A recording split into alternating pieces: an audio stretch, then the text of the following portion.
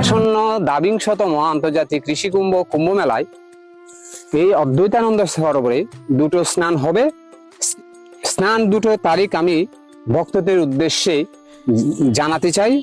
প্রথম স্নান হবে 28শে জানুয়ারি রোজ বুধবার, এবং দ্বিতীয় স্নান হবে 1 ফেব্রুয়ারি পূর্ণিমা তিথিতে। এই অদ্বৈতানন্দ সরোবর যখন খুব ছোট ছিল, অর্থাৎ আমাদের পরমারাধ্য গুরুদেব শ্রীমৎ স্বামী অদ্বৈতানন্দ পুরী মহারাজ উনি যাকে মা বলে ডেকেছিলেন, আমাদের ননী ব্রহ্মচারিণী আশ্রম মাতা, তখন এখানে ছিল পাহাড়ের সমতুল্য। স্বামীজি এক সময় উনার মাকে বলেছিলেন যে মা, নফর বাদশাহ নামে এক বাদশাহ ছিল, ওই বাদশাহ উনার মায়ের নামে একটা অনেক বড় দিঘি খনন করেছিল, আমি আপনার নামে একটা দিঘি খনন করতে চাই। তো যে কথা সে কাজ। একদিন স্বামীজি উনার মাকে নিয়ে পুকুরের দক্ষিণ পাশ থেকে উত্তর পাশে গমনাগমন করবেন। তো মাকে বলেছিলেন, মা তুমি যতক্ষণ না পেছনে ফিরে থাকাচ্ছ ততটুকু পর্যন্ত সরোবরের জন্য বরাদ্দ থাকবে। তখন যে কথা সে কাজ। ঠাকুর মা কি করেছিলেন, দক্ষিণ পাশ থেকে কথা বলতে বলতে উত্তর পাশে আসছেন, হঠাৎ একটা শৃগাল দেখে উনি ভয় পেয়ে গেলেন, সাথে সাথে বলেন ও মা করে চিৎকার করে উঠলেন। স্বামীজি বলেছে, বা অতটুকু পর্যন্ত হচ্ছে আমাদের সরোবরের জন্য পর্যাপ্ত জায়গা। তো যে কথা সে কাজ। এরপরে স্বামীজি অবশ্য দেহত্যাগ করেছিলেন। আমাদের পরমারাধ্য গুরুদেব শ্রীমৎ স্বামী সুদর্শনানন্দ পুরী মহারাজজি কে, তখন উনি খুব ছোট অবস্থায় ছিলেন। স্বামীজি উনাকে বলেছিলেন, বাবা এটা 4 জন্মের আশ্রম। তো স্বামীজি কে বলেছিলেন গুরু বাবা, যে বাবা এটা যে 4 জন্মের আশ্রম আমরা কিভাবে প্রমাণ পাবো?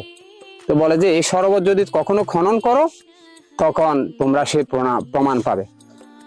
স্বামীজি দেহত্যাগের পরে যখন এই সরোবরের কাজ শুরু করেছিল, পুকুরের অতল তলে প্রায় 4-5 হাত নিচ থেকে পুজোর ঘন্টা, বাদ্য সামগ্রী সব অতল তল থেকে উদ্ধার করেছিল, এবং পরবর্তীতে সেগুলো মন্দিরের কাজে ব্যয় করেছিল, এবং যা যা পুজোর উপকরণ লাগে সবগুলো মন্দিরের জন্য ব্যবহৃত করেছিল।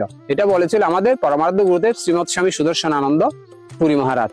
তো কালের প্রাক্কালে সরোবর যখন বড় করার এক সময় চিন্তা করেছিল আমাদের পরমারাধ্য গুরুদেব শ্রীমৎ স্বামী সুদর্শনানন্দ পুরী মহারাজ, উনি ভক্তদের সহায়তায় এটা ঋষি কুম্ভে স্নান করার জন্য আগত পুণ্যার্থীরা যাতে নির্বিঘ্নে স্নান করতে পারে, কারণ শুধু বাংলাদেশ থেকে নয়, ঋষিধামে গঙ্গা স্নান করার জন্য, অদ্বৈতানন্দ সরোবরে পুণ্য স্নান করার জন্য বিশ্বের বিভিন্ন প্রান্ত থেকে সাধু সন্ত ভক্তরা আসেন শুধুমাত্র পুণ্য লাভের আশায়, গঙ্গা স্নানের ফল প্রাপ্তি করার জন্য।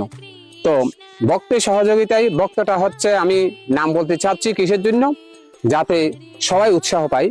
প্রদীপ গুহ নামে এক ভক্ত ছিল, উনার আত্মিক অনুদানে স্বামীজি শ্রীমৎ স্বামী সুদর্শনানন্দ পুরী মহারাজ এই সরোবরটা অনেক বড় করেছেন, ভক্তদের শুধুমাত্র নির্বিঘ্নে যাতে স্নান করতে পারে। তো গত কয়েকটা কুম্ভে এখানে ভক্তরা অত্যন্ত সানন্দে স্নান করেছিল। এবারও আমরা আশা করি প্রত্যেক ভক্ত সাধু সন্ত খুব সুন্দরভাবে স্নান করতে পারবে। আমাদের স্নান কমিটি, আলাদা একটা কমিটি থাকবে, ওনারা অত্যন্ত আশাবাদী যে গতবারের ন্যায় বরং আরো সুন্দর করে ভক্তরা স্নান করতে পারে সে ব্যবস্থা করবে। ওম শান্তি, ওম শান্তি, ওম শান্তি।